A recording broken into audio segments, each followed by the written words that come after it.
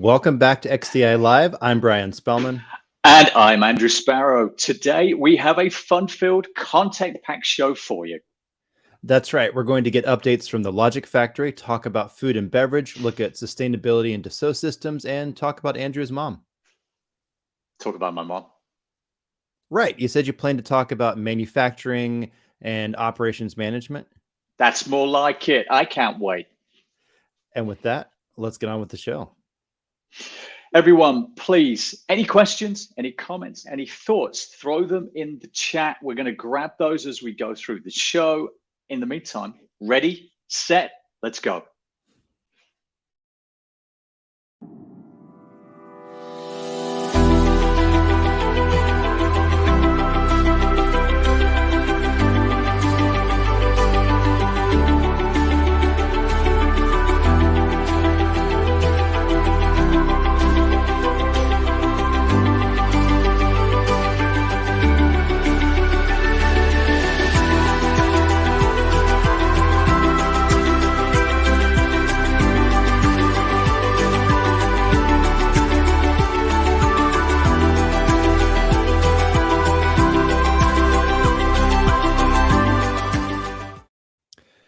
As some of our astute fans, viewers, may have noticed, we have a recurring segment on this show.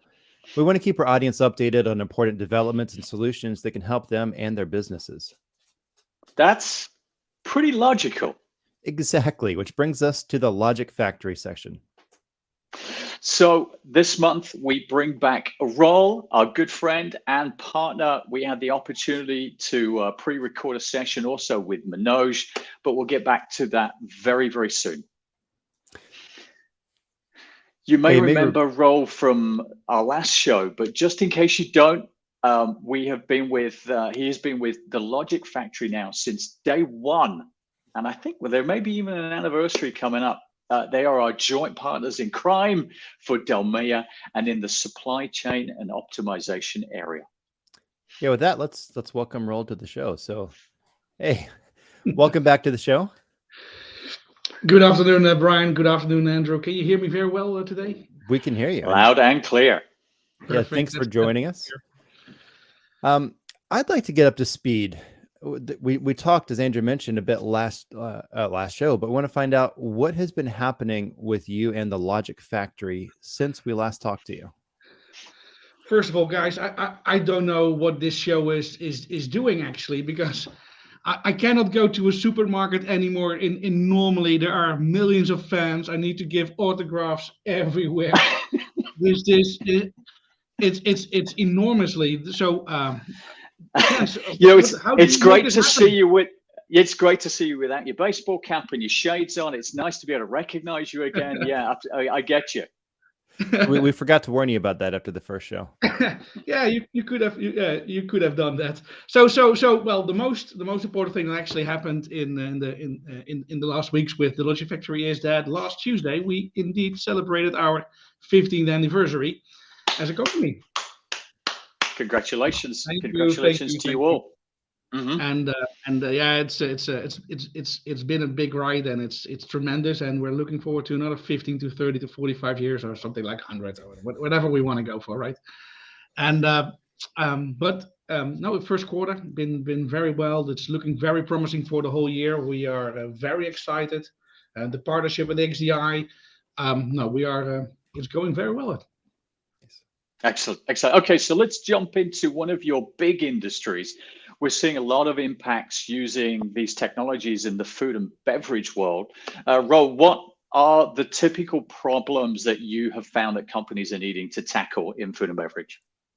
Yeah, when we engage at this moment with our potential customers, with prospects, but also with existing customers, and we talk to C-level, VP level, we see three themes coming up. The first one is what we would call conflict. The second is what we would call sustainability, and the third is disruption. And let me give you a little bit more background what I mean with these kind of things. And I do hope, guys, that you appreciate my American football theme, because I had this small understanding that what we call football or soccer, that may not, let's say, reflect very well with the audience. That you don't know what that is. So I was thinking, let me see if I could, let's say, link Europe. I'm impressed. Soccer is a religion in Netherlands, so I think it's good that you've done that. Appreciate it. You're trying to make this relatable to us. I appreciate that. So let's start with conflict, right? Because it's not for nothing that I actually make this number one. So what we often see is in many organizations, there is a conflict going on. For example, the VP from trading and VP from supply chain, where trading is, let's say, bugging supply chain, give me more insight, show me what we can do, where can I sell more? And where from a trading perspective is give me more on time, give me the options to actually plan it, give me the options to be, let's say, performing. And these kind of conflicts that are happening, you see it also between head of manufacturing versus the commercial departments, or sourcing versus manufacturing. These are typically the places where we start thinking about, this is the place where supply chain planning and optimization is required. Gotcha. I got to say that lack of kind of cohesion and visibility across supply and demand is something similar in manufacturing and F&B. We've got a lot of kind of blindness across multiple plants. They're not able to react in today's world. We've got kind of new products coming to market, which is more kind of SKU proliferation. We've got new packaging coming in, trying to adjust to new products, and that ability to distribute those new designs and those new processes into the plants is very difficult. So again, it's visibility in manufacturing as well. Yeah, and be able to solve these kind of problems is by, then you can actually connect those two departments, and they can actually make their own business run better. So fully aligned on this one, one, Andrew. The second thing that we are seeing a lot of happening at this moment into the market is the theme of sustainability. And of course, everybody would say, yeah, sustainability. But it becomes for real. It's not just about greenwashing, right? And that's always the first thing that everybody says, you're just greenwashing it as a corporate organization. But we see at the moment the next step going in. So, for example, in Europe, we're going to have the directive from the European Union that actually people need to prove that you're doing something with sustainability. It's not just greenwashing. You actually need to show it. You need to prove it. And this is where we at the moment see a lot of discussion happening about, okay, for example, CO2. Can we make it part of our optimization? How to make a decision, also not take into account cost and capacities, but we need to take CO2 also part of it. And that's the next level that we actually see. So it's becoming a real thing. It's becoming real that we need to start incorporating these kind of concepts from sustainability into our optimizations and actually make it part of the decision process. I mean, even in manufacturing, it's exactly the same. That whole sustainability. I mean, you imagine the amount of wastage we have as well. The whole energy efficiencies we're looking at, the CO2 pieces, etc. It's exactly the same. It's a big issue, and it's interesting. You're seeing that kind of monitoring at a European level. People have got to take it more seriously. I'm with you. Yep, and you talk about waste. It's and this may be the most beautiful thing about sustainability. In the first steps, that if you are as an organization going to make these steps, waste reduction, less mileage, CO2 reduction, Yep. it's not only, let's say, the sustainability part, but it's also on the cost reduction part. Cost reduction and efficiency are going hand in hand with the sustainability part, and it's. Yep. Of course, it will get harder later on. We know that, but it's about the first steps that we need to start making. And the third one, Brian and Andrew, is disruption. And everybody knows that when a big container vessel in the Suez Canal gets stuck, we have a global disruption, and that's okay. Everybody knows it, right? But we talk about disruptions on a smaller scale. And in, let's say, in the day-to-day, it's about airliners that after terrible weathers have their pilots and their planes across the whole of the United States. And how fast can you recover back into a normal mode? It's about postal and express. It's about trucking after incidents, after traffic. How fast can you get back into operational mode? And that's where disruption is taking place. Though it's not about the major disruptions that actually upset the whole global supply chain. It's your day-to-day, your weekly. It's like those kind of disruptions, and how fast can you get back to normal operations? And that's what we see as the third theme that we see a lot at the moment going on. Got it. Wow. So with all of these three things, how are you helping companies solve these, achieve solutions within these areas? Brian, thank you for asking the question. And of course, it's preaching for my own church, right? We believe that if we look at Dassault Systèmes and we look at the software of Delmia, especially in the supply chain space, we believe that this is the most powerful type of technology available to help out in these kind of solutions. It's not only about optimizing your workforce. It is also possible about optimizing your logistics flows. It's about optimizing your factories, your food processes, your retail logistics, and it's on the day of operations in many weeks in advance. But also looking at your forecasting and your multi-year planning. So that's of course one thing. But I want to, let's say, make sure that for the audience, in the end, and this is where XDI and Logic Factory find each other. It's not about the technical implementation. It's in the end always about the business implementation. In the end, an application needs to be successfully running and delivering value. And there we see the Holy Trinity, in my opinion, the Holy Trinity, right? It's the first of all, it's about data. Is the data available? And if it's of the right quality, can we actually use it?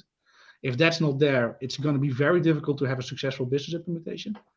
The second is about change management, because if we are going to do these transformations, the change management part is actually going to make the difference. The technology is going to drive it, but the actual change management is what's required. And the third one is ownership. And this is where we always look up to the senior management of our customers, is you need to start driving this. You are the leader. You need to show the behavior to the rest of your organization that this is where you want to go to. You put the dot on the horizon, and let's make sure that we get there.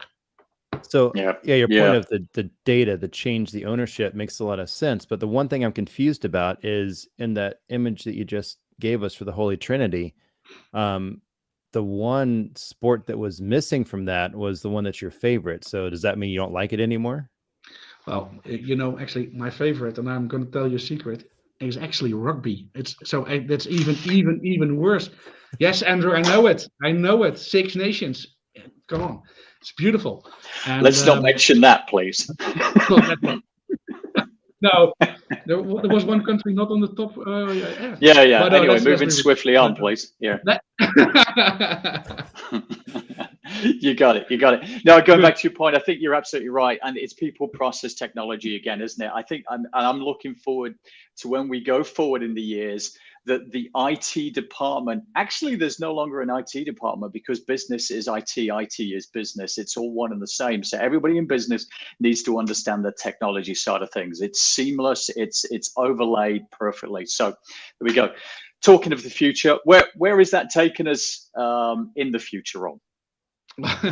So after, of course, this great success of the first show, and I hope the second show, where's Jimmy Kimmel, right? Andrew, together with Brian, we want to go to Jimmy Kimmel and come on, be on stage. I think Andrew was asking where is the Logic Factory taking us in the future, not where is the show taking you to fame and glory. Okay.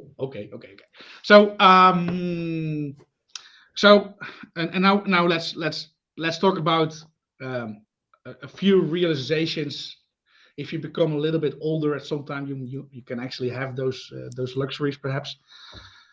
Where we are in 2023 from a technology perspective is that many technologies, if you just would close your eyes, you would hear the same marketing stories, the same storylines, and that made me think about as a Logic Factory. And I think Andrew from XDI is okay.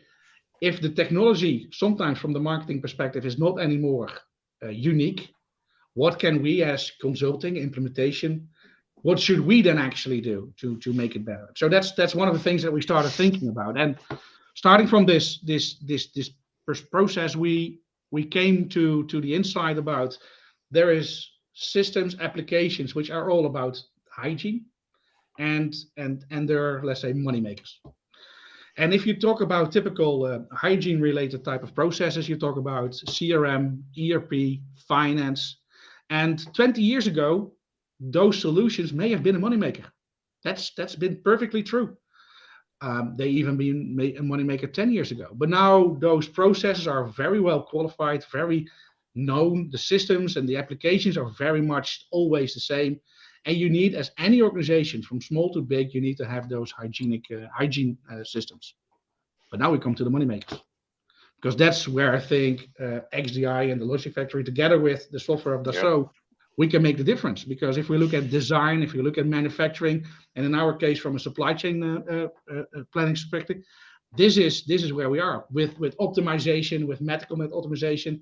Yeah, then we are looking at the money makers, and yeah, I love the picture that we see also on the back with Kurt Warner of the St. Louis Rams, right? He was the American underdog, right? Nobody actually believed it until he came on the pitch and he started making the differences, and the Rams became world champion.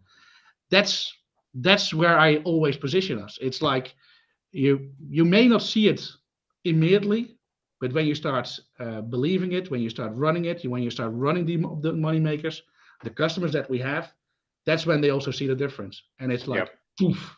Yeah, that's how it goes. I'm not sure I ever remember ERP being a moneymaker. I'll be honest, it was more of a cost saver. That was always the stuff we took into the market, honestly. But I think you're right. I think the whole product life cycle, the dream, the innovation, I think the manufacturing side, the supply chain side makes it real. And I think that supply chain and that manufacturing is the reality of it. It's the speed of manufacturing, the supply chain coming in to create that product quicker and getting it in the actual hands of the customer. That's where we make money, isn't it? So yeah, I'm with you. Good. Any final thoughts? Yeah, if you allow me, Andrew and Brian, I would like to shamelessly hijack for 10 seconds this beautiful broadcast to introduce that we're going to have a very nice virtual business case session with one of our customers, Herbalife. It's going to take place on April 18. Please join, because Natalia is going to explain how they not only did a very thorough research about what's the best technology that fits our situation, but also which type of partner do we need to make a difference. And this is going to be a very nice story, and everybody, please come over and enjoy it, because it's going to be a great story by Natalia. Yeah, good, great company, exciting. I won't be able to join you because we're going to tell you about something we're doing. But for everybody who's not joining us in our session, which we're going to tell you about in a minute, please go watch Roel in action with Herbalife. And Roel, I really appreciate you braving the crowds and the fans to be on the show again. And good luck with the autographs you're going to get carpal tunnel from signing. We had planned on bringing in Manoj to talk about food and beverage with you in this section, but scheduling didn't work out. So earlier this week, I had the opportunity to interview him. Manoj has 23 years of experience in the industry. He's focused on manufacturing and supply chain operations. And before joining Dassault Systems, he was a DS customer working on the manufacturing and supply chain operations, implementing global and agile systems. Now he's actually the global industry director for supply chain manufacturing operations at Dassault Systems. And so let's check out that interview. Yeah, let's have a look. Met you on the elevator and we say, hey, who are you? What is your answer? My job is to help our customers with industry-specific solution experience, which in turn help them with efficiencies and improvement across their manufacturing, production planning, inventory, logistic, operations, etc. Sounds like that's a pretty broad range of areas that you help people with. How did you end up working with the food and beverage portion of this market? Dassault System has a very strong focus on CPG retail industry. Last few years, CPG retail industry has been one of the fastest growth industry for us. With my global manufacturing and supply chain background, I have been asked to focus on CPG retail manufacturing solutions. Now, food and beverage segment is CPG retail industry's most attractive segment in terms of total addressable market, which is almost 48% of the industry total TAM. Wow. And year 2023 to 2026, we are expecting big transformation for the industry. Within food and beverage industry, total addressable market is more than $500 million, which is significant for us. Have you seen this has always been a big segment, or are you seeing growth where it's getting a lot bigger recently?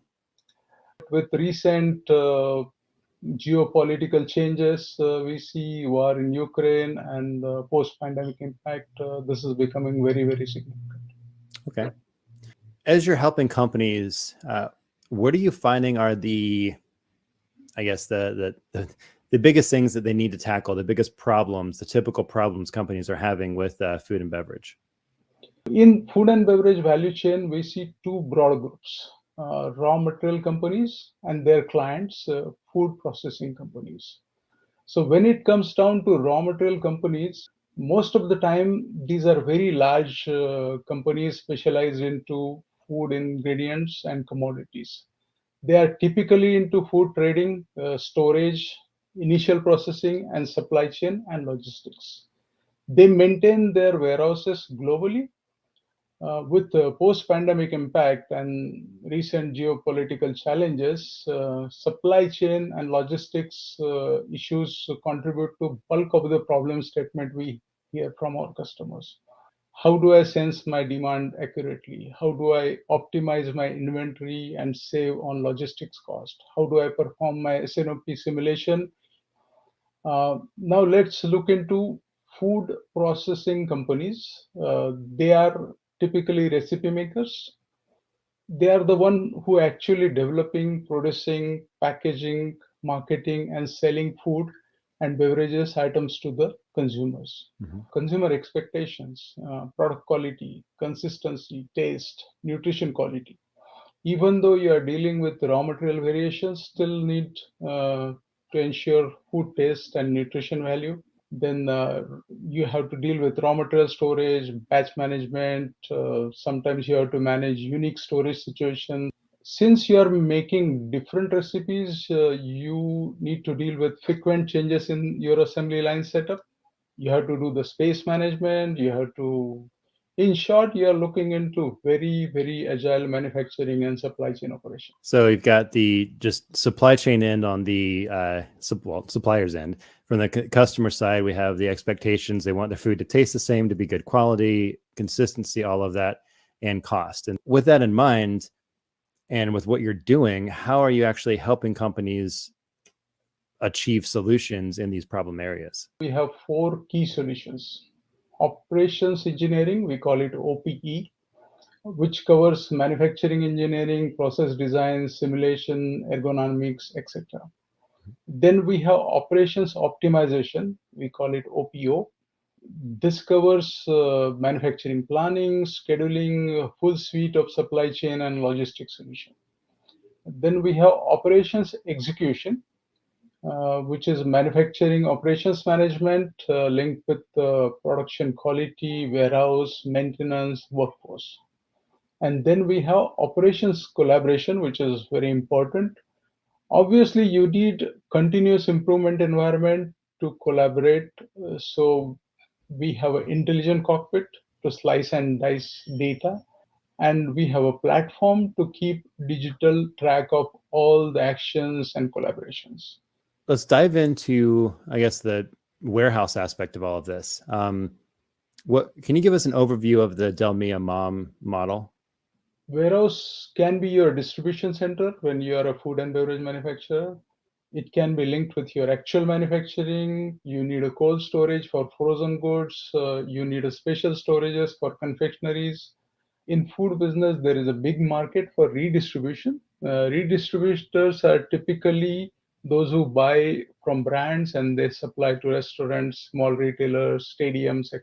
In food and bev, you also need to manage perishability aspect, right? You will buy bulk, but you have to keep track whether your food items are expired or not.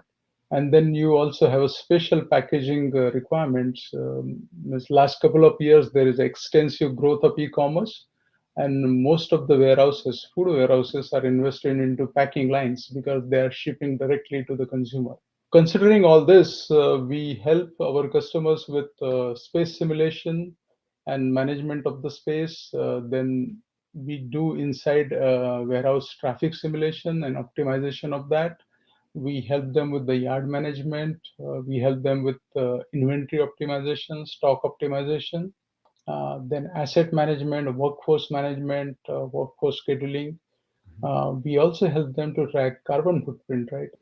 So warehouse management is the area where we have seen most of the ROI achieved by our customers. Customers have achieved 8 to 20% of cost saving using our warehouse management solution. You said 8 to 20%? Yep. Wow. Where do you see all of this taking us in the future? Where are we going from here? One of the key area I would like to highlight within North America is FSMA.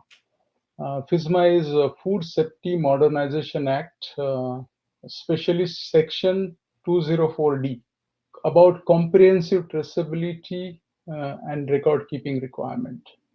And it will be in compliance by January 2025, which means food manufacturers have another 18 to 19 months to implement, test, and get ready for this. Well, what changes is the Food Act going to bring from that customer perspective? Yes, this is a significant change, and it is not applicable for all food manufacturers. It is mostly applicable for something we call it farm to fork scenario. And what it mandates is those who manufacture, process, pack, or hold foods on the food traceability list to establish and maintain record containing key data elements. They call it KDE, associated with different critical tracking events. They call it CTE, includes growers, processors, manufacturers, distributors, food service operators, retailers, and grocers. This essentially means that you need to track traceability of these food items across the value chain, across the supply chain.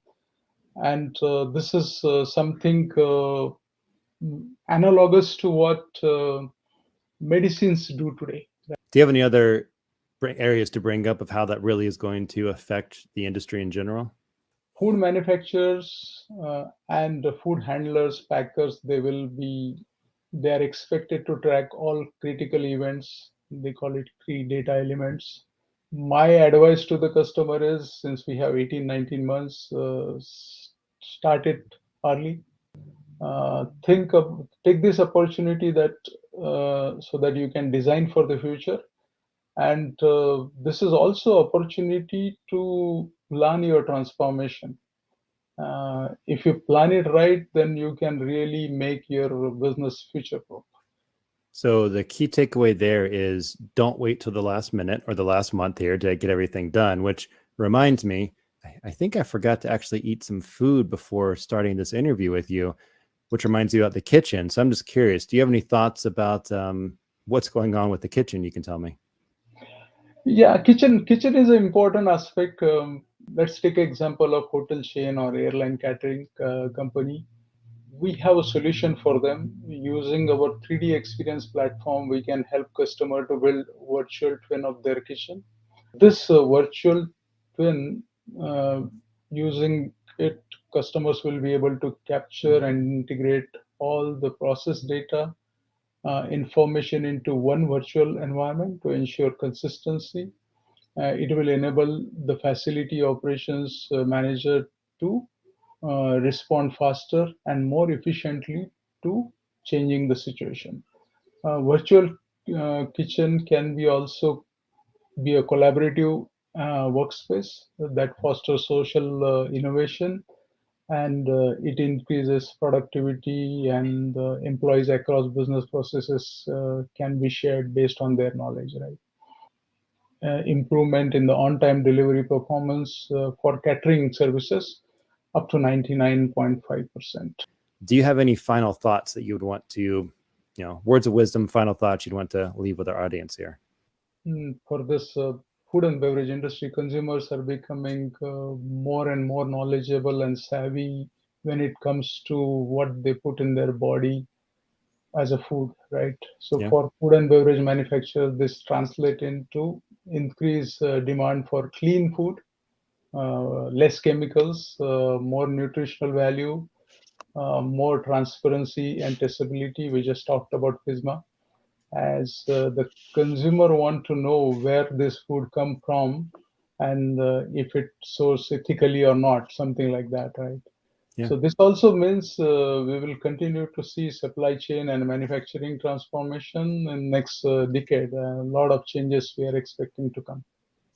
So you're basically helping companies be able to make their processes better, their cost better, efficiencies better, but you're also helping to make sure that what we all eat every day is actually clean and maybe healthy for us to have. So it sounds like you're really just helping everybody.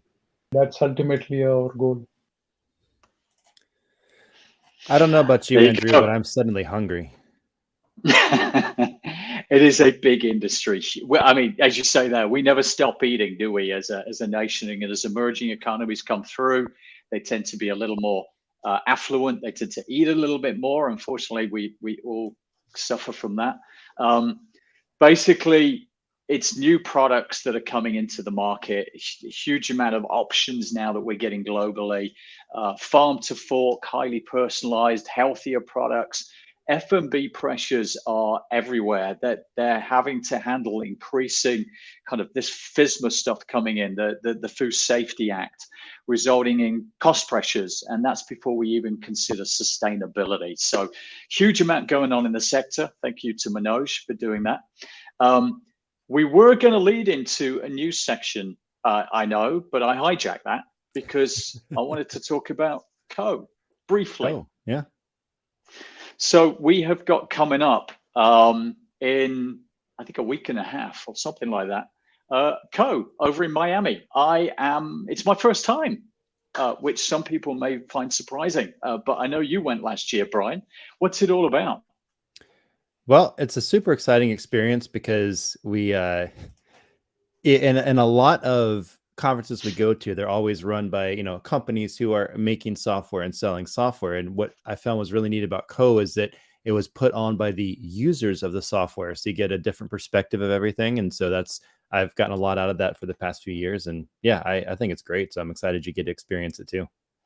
You bet. So we're going to be there. We got a booth going in right next to Dassault Systèmes. No surprise with that one. We are going to be talking digital continuity, digital thread, taking you all the way from engineering right the way through to where it really counts, which is actually building the product that you had envisioned and dreamt about. So we're going to talk about the manufacturing piece. We've even got a keynote coming up talking about all of that. And a subject matter that I'm going to come on to a little later, which is getting you from the dream to the reality of the product built, assembled, and in the hands of the customer, the whole manufacturing piece. So look forward to seeing you there at Co. Please look us up, say hi, come and have a chat. Look forward to meeting you there. For those of you who are not watching the Royal Herbalife show, you can come and see us physically down in Miami. Or just take a little break around that tiny spot. You can do both, really. You bet. You bet. So what's next? Well, Co stands for Community of Experts. And speaking of experts, I think we have another exciting guest to bring on. You bet. We are now going to turn to Jonathan Quaife. Jonathan and I have known each other for a few years. He has 25 years in PLM. He established his own PLM consulting company and value-added reseller called Use in 2004. He then, having solved that, 6 years spent with Dassault Systèmes as a services director, and he excels at building and motivating teams to deliver great results. If everyone is moving forward together, success takes care of itself, says Henry Ford, and so says Jonathan Quaife. And speaking of Jonathan Quaife, here he is right now. Jonathan, welcome to the show. And Andrew just gave a fantastic, nice introduction for you. But I would like to hear your own version because it's just fun to hear from somebody's own perspective. So we've just met you in the elevator. We make the mistake of saying, hey, who are you? What's your 15-second elevator speech? Well, I think it would be that as a services director in Dassault Systèmes, I'm very privileged to be able to focus on bringing excellence to our customers and our partners. And in addition, I think to be able to do that in a way that really represents the vision that we present to our customers and our markets in Dassault Systèmes. It's a big vision. We know, we see it. How would you summarize that vision? And what is it that really kind of excites you, floats your boat? Yeah, okay. Well, the vision in Dassault Systèmes is harmonizing product, nature, and life. But we really bring that down to kind of 3 areas of focus. So the first is focus on the future experience of living, which we call experiences. Focus on solutions that sustain people and environments, which we call focus on human, and solutions to realize a sustainable future, where we're really focusing on industry and what industry can do really for where we're going in terms of a global human community. We break that down in practical terms into what we call leadership in business sustainability. So when we're working with our customers, we're really looking at how we can help customers innovate, really speaking to that industry brief, how we can help them find sustainable practices in their business. So both in terms of sustainability with a small s, the day-to-day operations that are durable and effective, and also looking at the people dimension. What does your workforce look like? What's your workforce of the future? And what do you need to be doing to cultivate that future vision?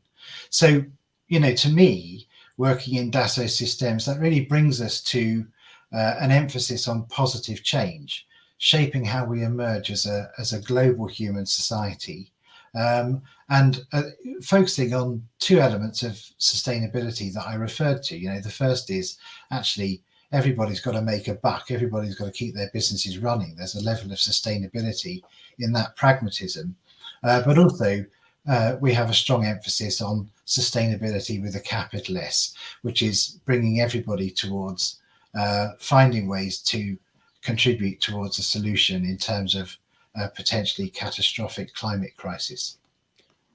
Oh, that sounds like a pretty large and encompassing vision, which of course means you've got to have a way to attain it. So what is happening to make this vision real? What's happening to help create this future that you're talking about? Yeah, so I think you can look at that at various levels. I mean, for example, from an ethical perspective, in Dassault Systèmes, we do place a commercial prioritization on supporting sustainable outcomes that our customers can deliver for their communities and for the global environment at large. So the ethical dimension is important. But in addition, because we are so privileged to work with, so many leading edge companies in the world, it's pretty hard to find any game-changing initiative towards sustainability and sustainable business that we're not involved with or contributing to in some way. So, the sort of thing that we're involved with today is, energy transition, green steel initiatives, and even the realization of energy generation from nuclear fusion. So you sent us an interesting image, I think from DC Comics, with Firestorm, the Nuclear Man. There's got to be a reason why you sent this over to us, other than just being like Roel and trying to send things he thinks Americans are going to like with football. So what's up with this? Yeah, I can't compete with Roel, I'm afraid.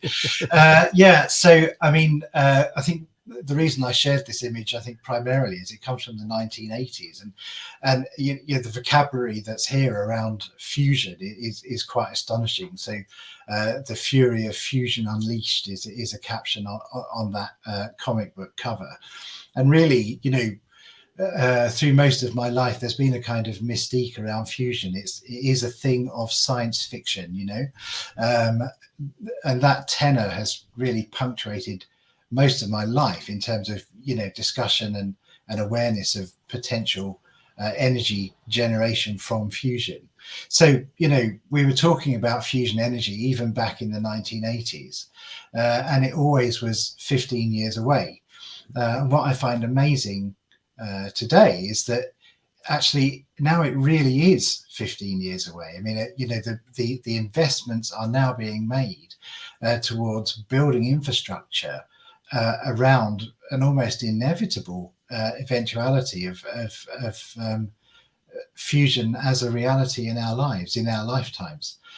So I as I said, it's a real privilege working in Dassault Systèmes, because we're exposed to so many innovations in so many verticals. And when we look at nuclear fusion, I feel like I'm kind of living in science fiction, only it's real. So it's quite an amazing experience. So I mean, if you're living in, if we're about to be living in science fiction, that means that you've got to be doing some things to help plan for the emergence of this. So what is happening with Dassault Systèmes and the emergence of a world that's going to have fusion technology?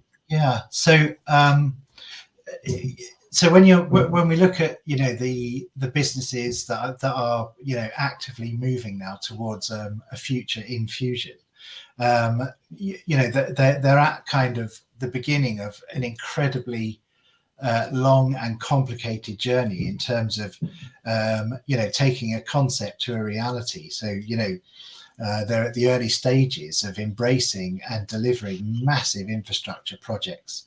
So we are obviously engaged with those businesses at this stage, and we're at the point where we're looking at process optimization, how they're going to embrace this and how they're going to run it in an efficient way, with value realization as a key element in those considerations.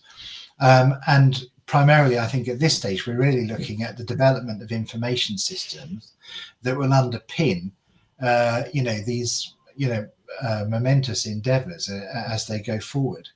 But we're also more broadly working in major infrastructure programs in many sectors, and the kind of work we're doing there will also come into play in the context of fusion energy, because at the end of the day, there are many similarities that these programs will have with broad infrastructure projects. Interesting. Yeah, we're starting to work with customers over here in North America as well, which are fusion, where you've got hydrogen and boron coming together, and they're even starting to tie into, as you say, infrastructure, major power generation, starting to recognize that whilst the electric vehicle world is getting lively, they're probably being recharged using old diesel generators, coal furnace generators, and trying to replace those with, as you say, a more sustainable, energy efficient way. Fusion maybe can bring that in. I don't know if you're seeing that in Europe as yet. I mean, energy transition is all about the movement to essentially facilitating the distribution of clean energy, right? And when we're looking at, for example, an electric car demographic, which obviously is going to become massive, right, over time. How when we're looking at an intelligent energy network, essentially what we're looking at is how do we meet the challenge of all of these cars being able to get the charge they need when they need it, where they need it, right? So and then underpinning all of that with clean energy production. You don't want to be charging your Tesla from a diesel generator. That's not where we're going, right? Exactly. Got it. Very good. Tell it, just you've talked a lot about kind of the infrastructure side of things. You've lent into a lot of what I call the vertical construction side of things.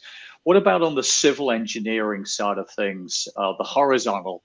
What kind of sustainability are you looking at there? Well, it's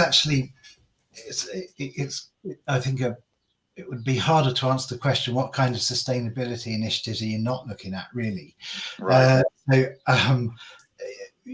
Essentially, the kind of template, I guess, is BIM, Building Information Management regulations or methods. And they focus on design, build and operate elements of construction and operation, right?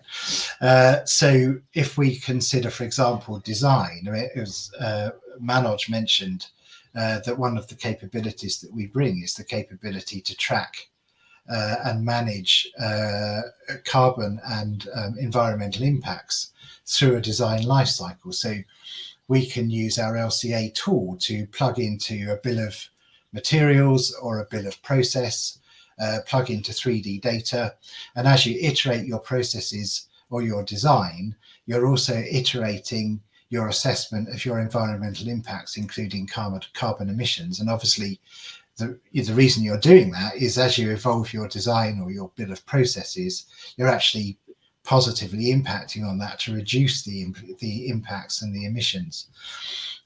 So that's one example that's not kind of predictable, if you like, in a PLM environment. Another example would be, it's quite amazing what we're doing with our BioVia capabilities, where effectively we can build models of at a chemical compound level or a molecular level, and we can plug that into our simulation capabilities to then test that particular formulation in a digital simulation. So an example of where we're doing this, for example, or the sort of thing we would do, is if we want to optimize the design of a solar panel, we could build I suppose a chemical model of the materials that we're using for that solar panel design, and we could then assess the performance of that solar panel in terms of over how long can we guarantee a consistent level of energy generation,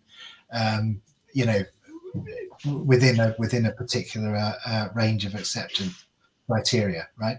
So as well as kind of the traditional simulation that we're all sort of used to, we're actually getting into kind of simulation around materials performance as well.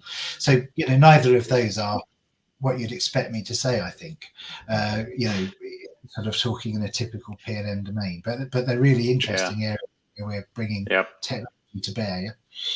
Just picking up on kind of material performance, something mentioned earlier and commonly is this green steel thing. Let's talk green steel. I see a lot of construction as I drive around, and I don't see any green steel anywhere. Unless it's really old. You can have any color steel you like as long as it's gray, to paraphrase Henry Ford, right? So green steel is, I mentioned that we're engaging with that as well. But interestingly, listening to what Roel was saying, where we're impacting there primarily is around logistics and supply chain optimization and also production optimization. So the kind of capabilities that you guys will work with the Logic Factory are the kind of capabilities that let's say are kind of a leading focus in terms of discussions with green steel manufacturers. And to give you some background here, I mean, the principle of green steel is that green steel is steel that's produced without leveraging fossil fuels, right? So you're replacing, where typically you would be producing heat using coal or whatever. Instead, you're running the whole process driven by electricity that's generated sustainably. So not the diesel generator that we were talking about previously, but your shiny fusion reactors. And it's a big deal. I mean, again, Roel was mentioning kind of in the European business climate, how sustainability is a thing. We're all very much paying attention to it. I mean, and that's inexorable. I mean, that's going to become a global thing if it's not already a global thing. So 8% of global carbon emissions are actually down to steel production. And here in Europe, the steel producers themselves have set their own pretty aggressive timescales to reach net zero. So when we're looking at those logistics and supply chain considerations and production optimization, there's a huge potential to reduce carbon emissions and drive efficiencies there. And as Roel said, very often those efficiencies also tend to amount to cost optimizations as well. So I guess with the your fusion superhero earlier is the sidekick, the green steel. That's what we're bringing in? Nice one. Yeah, you need to put that one over to the guys at DC Comics, I think, Brian. Or maybe DS Comics needs to come out instead of DC Comics. Speaking of DS Comics, how is Dassault Systems helping with this initiative for green steel, for environment? How is this actually happening? It's really what I mentioned previously. I mean, where we're dealing with these companies, the focus is primarily on logistics optimization, production optimization, and supply chain optimization. So its capabilities from tools like Delmia Quintic, which essentially allow you to manage complex and far-reaching processes in an optimized way. Yeah. It's interesting because Roel made the point that was it 15 years he's been with the Logic Factory? So he was saying that they've kind of moved from a pure focus on cost optimization to a more generic view of optimization, where they're also considering environmental impacts as part of that equation. And of course, in time, that is going to translate to cost optimization anyway. Yep. So what is the message that you would like for anybody watching this to take away from the discussion? Well, I think the point I would make is I think it's important to understand that at Dassault Systems, we do really mean what we say when we talk about harmonizing product, nature, and life. Mm-hmm. Roel made the point that we can't afford to dismiss sustainability as greenwashing, right? I think we live that reality in Dassault Systems. I mean, this is something that is absolutely fundamental to our approach to pretty much everything we do. And I think, part of that journey and, part of the reason for that is I think we're recognizing, and I think many others, of course, are recognizing that enterprises that fail to embrace sustainability as a kind of key plank in their business operations and their business thinking are destined to be outcompeted by the ones that do embrace it. Again, I would say this is inexorable. So when we talk about business sustainability, actually environmental sustainability is part of business sustainability, right? You're not going to be a sustainable business if you're not embracing environmental sustainability, and you're not part of the solution to the climate crisis. Yeah, sorry. Very good, very good. Thank you, Jonathan. We did have one question coming, which is, and if you could just pull that up, Brian, which is, what are the effects of fusion technology on the environment? I think only positive. Yeah, well, you'd have to ask an atomic physicist, and I'm not one of those, so I do apologize. But my understanding is, yeah, very minimal. I mean, obviously, you know, these are large infrastructure projects, so there's a carbon impact Yep. and an environmental impact there. But you're not producing waste from a fusion energy generation process. So, I mean, you know, I go back to my 1980s science fiction thinking, but my understanding is that it's totally clean and very much sustainable.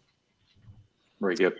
Yeah, I that's a great takeaway that you did too, with the idea that the companies currently today that are not embracing sustainability are going to basically be outcompeted by those that do, because this is something that is mattering more and more to everybody as we look at the world around us. And it's interesting in talking with you and talking with Manoj and seeing how there are things happening that are helping companies with their efficiencies, their profits, their everything they're doing that help on the company level, but are also helping with the idea of helping get, you know, cleaner, better food to the consumer, helping get a better environment to, you know, to the customers. So it's nice when these things are actually all working together, and you're not just saying, oh, there's this company that's just trying to make money and doesn't care about the people. I feel like in this case, you're really caring about the people, which is awesome.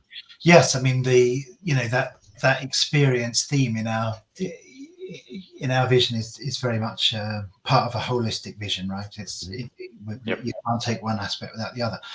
Yeah. Cool. Well, I appreciate your time. Thanks for joining us on the show today, and hope you have a fantastic rest of your, what day is today? Thursday. Rest of Thursday. Yeah, I've got my my fountain pen loaded with ink, so I'm ready to do signatures. Very good. Great to see you, Jonathan. Thanks again for joining us. My Thanks, pleasure. Jonathan. Thank you. Good. Well, let's turn to talk about Andrew and Mom. Thank you, Brian. Last time around, we were joined by Deepak Sharma, who explained we've been working with Dassault Systèmes to bring to market the only MESMOM solution that is starring in the Gartner Magic Quadrant that can be deployed in 12 weeks. In the coming weeks, we will be launching the solution into North America and Europe, and today it is available, a very special pre-launch offer. Now, we didn't want to come up with a simple replacement of the traditional and comprehensive MOM digital transformation approach that Delmia is pretty well known for delivering. Instead, it's been a leveraging of our collective experiences, best practices, and pre-configured rapid implementations of a highly effective MES solution. So over the last few years, we've been meeting with and talking to a number of manufacturers across various industries, large and small, so startups as well as large enterprise. And they have all been asking for a similar thing, which is a faster, lighter weight deployment approach to an MES solution. So over the recent period, we, together with Dassault Systèmes, have created a new solution that we call the Delmia MOM Accelerator. It's already sitting with 10 major customers and working highly effectively. These customers help create processes and best practices so that we have an out-of-the-box pre-configured solution. Gartner Magic Quadrant. I think I said that before. I'm going to say it again. It takes the foundations of the world-class Delmia Aprizo solution and brings to the world in core industries a lower cost and a faster time to value. It's the start of your journey to a single or multi-plank complete smart manufacturing MOM solution. It's a journey from productivity to profitability to transformation. So it is what we call Delmia MOM Accelerator. It's a series of pre-configured business process flows and user interfaces using the Delmia MOM solution, but based on best practice processes that we've developed across various industries. It's very much focused on basic manufacturing digitalization. So think of production execution, quality execution, traceability, inventory management, and of course, connecting it up with your level 1, level 2, it's machine integration as well. So furthermore, we've developed an exclusive project plan to accelerate the concept of time to value. And we've developed a project plan that is inclusive of all configuration and deployment activities. You now have a contained timeline and a box set of dollars associated with the deployment. And how long did you say it takes to deploy something like this? 12 weeks to have your plan up and running, 12 weeks. Wow. So how could somebody learn more about this? To learn more about it, contact me directly or come see us at Co. We mentioned that earlier. So that's in Miami, 1619. Come see us, come talk to us about it. Let us either take you out of a startup world where you're dreaming and you're innovating of this great design and actually make it reality with manufacturing. Or if you've got that tired old MES, or even if you've got a bunch of Excels and a whiteboard out there running your shop floor, come talk to us. We can get you up and running with a Gartner Magic Quadrant solution within 12 weeks out of the box. There you go. Yeah, that was a good overview, and it sounds pretty exciting. So yeah, take advantage of that, and definitely stop by, as Andrew's mentioned a couple times, stop by the booth at Co. I would just want to take everybody who's listening to say thanks for joining us. We had fun. Hope you did too. And hopefully maybe learned a little bit of something along the way. I know I did. I'm fascinated about all of the ideas of the future actually being here in our lifetime, which is a really cool concept. So Andrew, do you have any final thoughts to close us out with? Simply, I'm going to look forward to seeing you at Co in Miami in a few days' time. Please come over, say hi. Come have a conversation, or even come listen to us talking away about this fast implementation of MESMOM, the MOM Accelerator. We'll see you then. See you next month. Cool. Thanks, everybody. Thanks. Have a great rest of your day. Bye.